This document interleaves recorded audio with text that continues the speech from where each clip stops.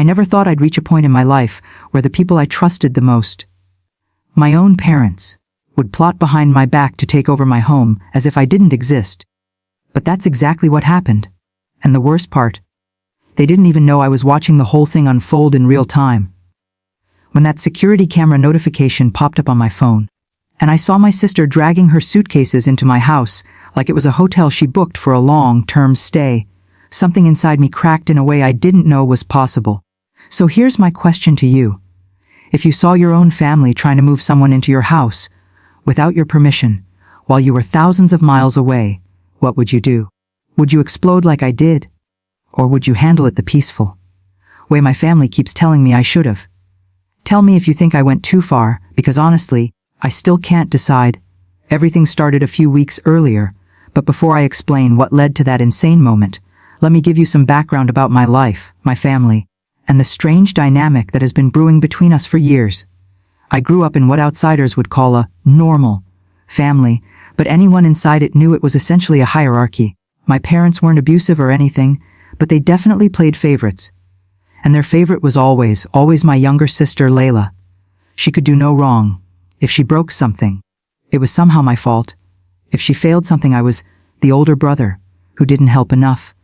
If she messed up her life choices, I was the successful sibling who made her feel insecure. Every situation somehow spun back to me. Either I caused her downfall, or I wasn't supportive enough to prevent it.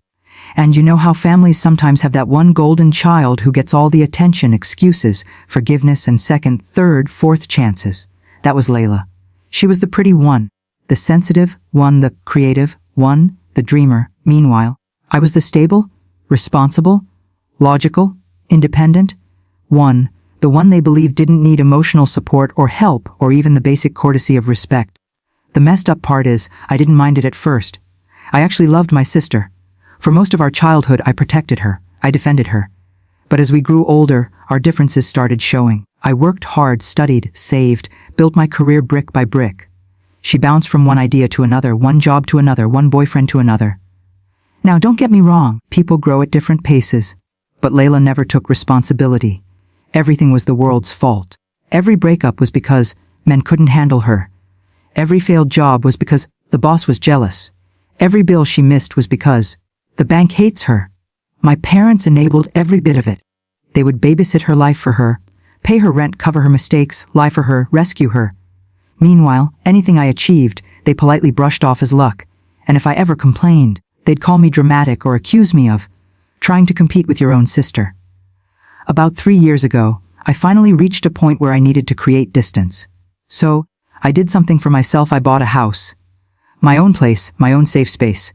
A small but beautiful home in the city, perfect for my work, perfect for my peace, perfect for the life I wanted to build. And honestly, it changed everything. I had independence, I had quiet, I had space to breathe. But apparently, that independence also became a source of jealousy and entitlement from my parents, because from the moment I bought that house, it was like they suddenly decided it belonged to the whole family, not me. I still remember the first argument about it. My mom casually asked me, "So when are you giving Layla a key? You know she needs somewhere to stay if her apartment situation changes." I laughed because I thought she was joking, but she wasn't. I tried explaining that my house wasn't some backup storage unit for my sister's unstable lifestyle. Mom acted like I was being selfish. Dad accused me of abandoning family values. And Layla, she stood behind them with her arms crossed, looking annoyed, as if I was inconveniencing her by saying no. That conversation was the beginning of a slow, steady tension that kept building. But I kept my boundaries firm. I refused to give her a key. I refused to let her crash temporarily. I refused to let her turn my living room into her personal beauty salon or her private drama stage. So for months, everything cooled off. I thought the issue was dead. I thought they had accepted my no. I was wrong. They just started planning behind my back.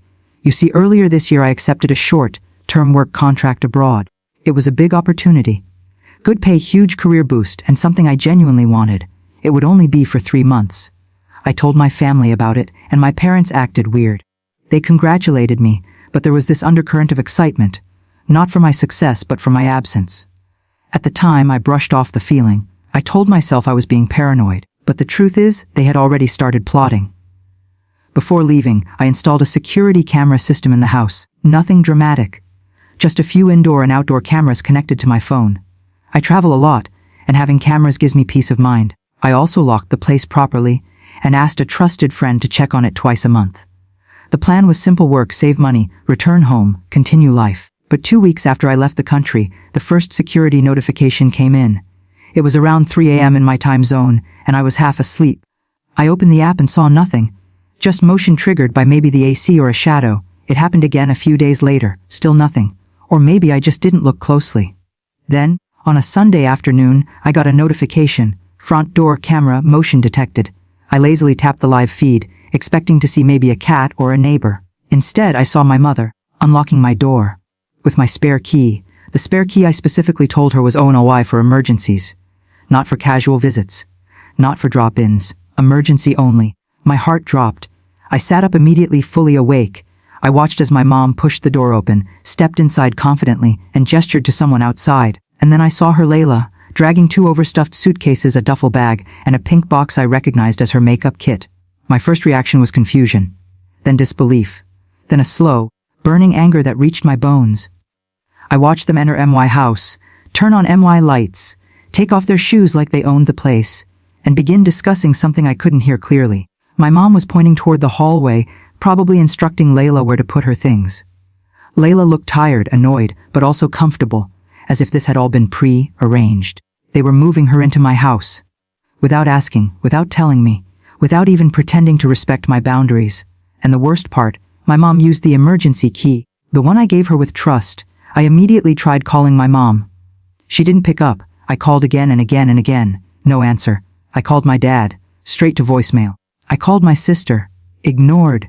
They were literally inside my home ignoring my calls as they unpacked. I felt sick. I felt violated. I felt anger rising in my chest like a volcano ready to explode. Eventually I texted my mom. I'm watching the cameras. What are you doing in my house? I response. I texted my sister Lila. Get out of my house. No response. I watched the live feed. They were still in there. Moving things, opening drawers, checking my fridge, talking casually as if I had become irrelevant. That's when the fear crept in. Fear that this wasn't just a visit. Fear that maybe they weren't planning for her to stay temporarily. Fear that maybe they were planning for her to move in permanently. And given her history, she would never leave voluntarily. She would settle in like a permanent parasite, and my parents would defend it. I was 4,000 miles away, powerless. Helpless, watching my family hijack the life I built. Over the next hour, I watched them set up the guest room for her. They unpacked her clothes. They moved her makeup bag to the bathroom. They put her phone charger by the nightstand. My mom even changed my bedding to fresh sheets, as she always puts it. My sister plopped on my couch and started scrolling on her phone like she already lived there. At this point, I wasn't just angry. I called them again. Nothing. Finally, my dad texted me back. Stop overreacting. Your sister needs support. Her apartment lease ended unexpectedly and she has nowhere to go. Your place is empty. It's just for a few weeks. I stared at that message in disbelief. They didn't even bother lying convincingly. If it were really just a few weeks, they would have asked. They would have called. They would have told me. Instead, they broke into my house like intruders and hoped I wouldn't notice. I texted back. No, she is not staying in my house. I didn't agree to this. Get her out, Dad replied. We're already here. She already moved her things. Don't make this harder. Be a good brother. Be a good brother. That phrase made me want to scream. Their definition of a good brother was someone who sacrificed everything for Layla, even his own home. Someone who had no boundaries. Someone who surrendered autonomy for family unity. Someone who allowed Layla's chaos to spill into his life whenever she needed a soft landing. But I wasn't that person anymore. Still, I tried to stay calm. I told my dad again to leave. He ignored me. I texted my mom. Ignored. I texted Layla. Delivered but not read. Then the real kicker happened. I watched my mom walk to the front door camera, look straight into it, and wave. Like she knew I was watching. Like she didn't care. Like she was telling me, this is happening. Deal with it. And in that moment, something snapped inside me.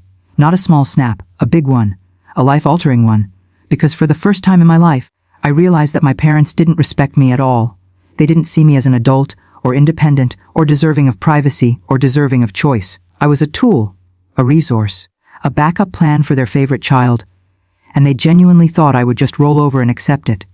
They underestimated me. They always did. I spent the next 24 hours thinking nonstop. I barely ate, barely slept. My mind raced with scenarios, possibilities, consequences. I kept checking the cameras every hour, and every time, I saw Layla getting more comfortable. My mom kept coming back with bags of groceries, cleaning supplies, even decorative items. My dad visited at one point and helped them move a shelf. They were moving her in, fully, as if my house belonged to them. I started feeling trapped, even from thousands of miles away. Trapped in a nightmare where my home was no longer mine. Trapped by parents who didn't listen, didn't respect boundaries, and didn't treat me as a human being with rights. So that's where I was, 4,000 miles away, watching my family take over my house, and I had a choice to make. A choice I knew would change everything between us. Before I tell you what happened next, I want you to pause and genuinely think. If you were in my shoes, if you saw your own parents doing this to you, would you let it slide, for peace? Or would you fight back? Let me know in the comments what you would have done, because I really need to know if I'm crazy, or if anyone else sees how wrong this was. When I say those next few days were the most stressful days of my life, I'm not exaggerating even a little bit. The more I watched the cameras, the more surreal the whole situation became. Every hour, there was something new. Layla reorganizing my kitchen cabinets as if she was planning to stay forever, my mom bringing another bag of groceries, my sister spreading her makeup across my bathroom counter like she owned the place. I even saw her tossing some of my stuff into drawers, pushing it aside casually like it was clutter. That made me angrier than I expected. My belongings, my space, my comfort. Everything I had built was being rearranged, touched, and overridden by someone who couldn't hold a stable apartment for more than 6 months. I don't think I've ever felt so powerless. I kept trying to call them, and every time they either ignored me or sent a short, dismissive text like, "We'll talk when you're back," or "Stop being dramatic," or the one that made me clench my fist so hard my nails dug into my skin. "She has nowhere else to go. Family sticks together." That last one pissed me off, because they weren't asking me to stick together. They were asking me to give up everything so Layla could glide through life without consequences. Again. Meanwhile, I was still working overseas, trying to keep my job performance up while dealing with this emotional hurricane. I couldn't think straight. I was distracted, angry, exhausted, and honestly starting to spiral. I kept asking myself, was I being too harsh? Was I supposed to let her live there because she needed help? But every time I wavered, I'd check the cameras again, watch them treat my house like their playground, and my doubts disappeared instantly. The truth was simple: I didn't owe them my home. Not after the way they forced their way in. Not after breaking my trust. Not after ignoring my boundaries. I wanted to take action, but the problem was, what action? I couldn't go home early. I couldn't physically push them out. I couldn't confront them in person. And phone calls clearly weren't working. I thought about calling the police, but the idea of reporting my own parents and sister felt extreme, at least at the beginning. But as days passed and I watched things escalate, that idea started looking less extreme and more like the only option. On the 4th day, I opened the live camera feed and literally couldn't believe what I was seeing. Layla was having friends over. In my house, friends I didn't know. 2 girls sitting on my couch, eating my snacks, drinking juice from my fridge, laughing loudly. Layla was showing off the place as if she bought it herself. I listened to the audio through the camera, and one of her friends said, "Wow, this is nice! I didn't know you moved." And Layla said, "Yeah, long story. But this place is mine now, at least for a while." That sentence flipped a switch in me that I didn't even know existed. Mine now? My house. She said it so casually, so confidently, so arrogantly, as if she was the rightful owner and I was some distant landlord who didn't matter. My blood boiled. I texted her immediately, "Ask your friends to leave." "Nabu." She didn't respond. I texted again, nothing. Then I watched her phone light up on the couch as my message appeared on screen. She saw it. She saw and ignored it. That's when I realized she wasn't just living in my house, she was claiming it, settling into it, and using it to elevate her social image. Like everything else in her life, she was using someone else's hard work to make herself feel important. And this time, I finally reached my limit. I took a deep breath, grabbed my laptop, and started searching for legal options. It took hours, reading about tenant rights, homeowner rights, unlawful occupancy. The more I read, the more I realize something important. At least in my country and under my jurisdiction, Layla wasn't a tenant. She didn't have permission. She wasn't on a lease. She wasn't invited. She wasn't paying. She had no legal standing. She wasn't even an occupant. She was a trespasser, and so were my parents the moment they used the emergency key for non-emergency purposes. Legally, I had the right to remove them, police included. But emotionally it felt like crossing a line I couldn't uncross, filing a complaint against my own family, calling authorities on them. It felt dirty, shameful, intense. But then I remembered how they crossed my lines first, without hesitation. And I remembered how they kept ignoring my messages. And I remembered Layla's smug little, "This place is mine now." That night, I made a choice. A big one. The kind that changes family dynamics forever. The next morning, I called my friend Eric, the one I trusted with checking on my house. Eric has always been level-headed, calm, and protective of me like a brother. I explained everything. He didn't believe me at first, so I shared camera screenshots. When he finally accepted the situation, he was furious. "Dude, they're literally squatting in your house," he said. "This is insane." He agreed to help me. I asked him to go to my house that same day and confront them, not aggressively, just to deliver a message in person since my calls were being ignored. He agreed without hesitation. Honestly, his support was the only thing keeping me sane. Later that afternoon, he drove to my house. I watched through the outdoor camera as he rang the bell. Layla opened the door, looking annoyed. She clearly recognized him but didn't understand why he was there. I couldn't hear the beginning of the conversation clearly, but I saw her expression shift from irritation to discomfort. Then my mother appeared behind her, then my father. I turned on the inside audio feed and listened carefully. Eric said calmly, "You all need to leave. This isn't your home. OP didn't give permission. He's been watching everything. He wants you out." My mom immediately acted offended. "Excuse me, who do you think you are? This is a family matter." Eric replied, "Family or not, you don't get to break into someone's house." My dad snapped back, "We didn't break in. We have a key. To be used for emergencies," Eric said. "This isn't an emergency. We decide what an emergency is?" My mom shot back. I swear I almost threw my laptop across the room when she said that. Eric kept his composure, something I probably couldn't have done. OP said if you don't leave today, he's taking legal action. That's when Layla exploded.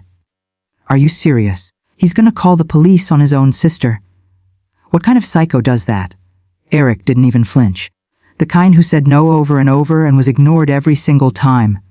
My father tried to stand tall and dominate the conversation. "He is being unreasonable. She has nowhere to go." And Eric said something I'll never forget. "It's not his job to give her a home. Especially not by force." There was a long silence. My mother's face hardened. Layla looked offended, insulted, shocked. My dad looked like he might yell again. Then my mom said coldly, "We're not leaving." And she shut the door in Eric's face. I felt my stomach drop. They didn't just ignore me. They didn't just ignore my messages. They were ignoring the only person physically standing outside my house telling them to leave. They didn't consider my property my property. They didn't consider my wishes valid.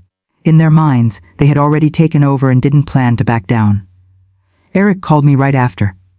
"Dude, they're not leaving. You have to go nuclear." It was the last thing I wanted, but Eric was right. They weren't negotiating, they weren't respecting me. They weren't even pretending. I had no choice left. So I took a deep breath and made the most difficult call of my life. I contacted the local authorities in my country and filed a report.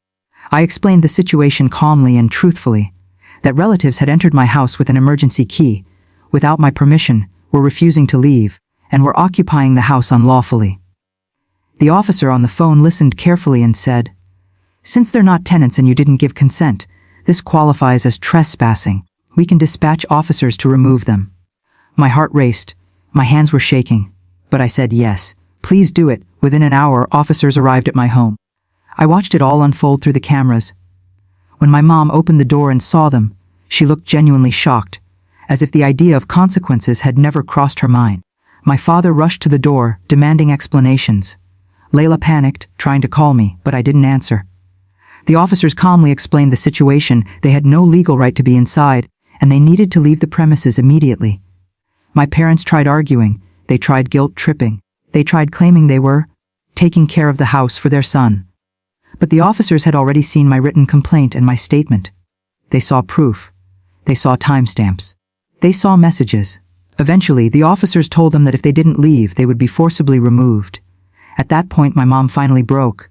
She started crying hysterically, loud, dramatic crying, The kind she uses whenever she wants to manipulate people, especially authority figures. My dad tried one last time to fight it, but the officers stood firm. And Layla. She looked furious, like a spoiled child whose favorite toy was being taken away. She pointed at the camera and yelled, "You're doing this to me! To your own sister." I didn't respond. I watched in silence as they packed everything they had brought in. My mom kept crying. My dad kept muttering under his breath. Layla kept slamming things around like a temper tantrum. Eventually they left. The officers locked the door behind them and secured the house. When the door closed, I felt something I hadn't felt in weeks: relief. A heavy, suffocating weight lifted off my chest. But the story didn't end there, not even close. Because after they left my house, they went straight to war. Within an hour, my phone exploded with messages. 100 texts from my mom, my sister, my dad, and extended relatives. My aunt texting, "How could you do this?" My cousin messaging, "She's your sister." My mom sending paragraphs about betrayal and heartbreak. My dad saying he was disgusted with my behavior. And Layla, she sent a single message, "You're dead to me." I sat there staring at their words, exhausted, emotionally drained, but strangely at peace. I didn't reply to any of them. I turned off notifications and lay in bed staring at the ceiling, trying to process what I had just done. Eric called later that night and told me I did the right thing. I wanted to believe him. A part of me did, but another part felt guilty until I checked the cameras again and saw the empty, quiet house. After days of watching strangers invade my space, seeing that peace again reassured me I had made the right decision. When I finally returned home weeks later, the smell of my own house almost brought tears to my eyes. It was mine again. My sanctuary, my safe place. Everything was exactly how I left it. I walked from room to room in silence, touching the furniture, checking the windows, opening the drawers Layla had shoved my things into. It felt like reclaiming my identity. But just as I started feeling normal again, my parents called. I didn't want to answer. But I also knew this conversation was inevitable. So I picked up. My dad started the call with disappointment dripping from every word. "We raised you better than this." My mom sniffled dramatically in the background. Layla didn't speak at all. They tried everything: guilt, emotional blackmail, shame, anger. They kept saying I should have helped my sister, that I went too far, that no normal person calls the police on family. But I stayed calm for the first time in this whole ordeal. I told them exactly how I felt, how violated I was, how ignored, how disrespected, how betrayed. I told them they crossed boundaries again and again, and I finally enforced one. My dad tried interrupting me, but I didn't let him. For once, I spoke without fear. They didn't apologize. Not once, not even a hint of regret. Instead, my mom said, "One day you'll understand when you have kids." And Layla finally spoke for the first time and said, "You're jealous of me. You always have been." I hung up the phone after that. I didn't yell, I didn't curse, I didn't fight. I simply ended the conversation. And from that moment on, I stopped trying, I stopped explaining. I stopped defending myself. Because there was nothing left to salvage. The following weeks were quiet but heavy. My parents refused to speak to me. Layla blocked me on everything. My relatives sided with them because they heard their version first. I didn't bother correcting the story. I didn't need anyone's approval. I knew what happened. The cameras didn't lie. The messages didn't lie. My feelings didn't lie, and slowly, very slowly, I realized something important: peace sometimes comes with a price. And sometimes that price is distance. I chose peace. I chose myself. And for the first time in years, I felt in control of my life again. So here's my final takeaway from this whole mess. Boundaries are meaningless if you're too afraid to enforce them. Family doesn't get a free pass to disrespect you. And being related to someone doesn't give them ownership of your life, your home, or your mental well-being. If someone, anyone, crosses your boundaries repeatedly, you have every right to protect yourself, even if they share your blood.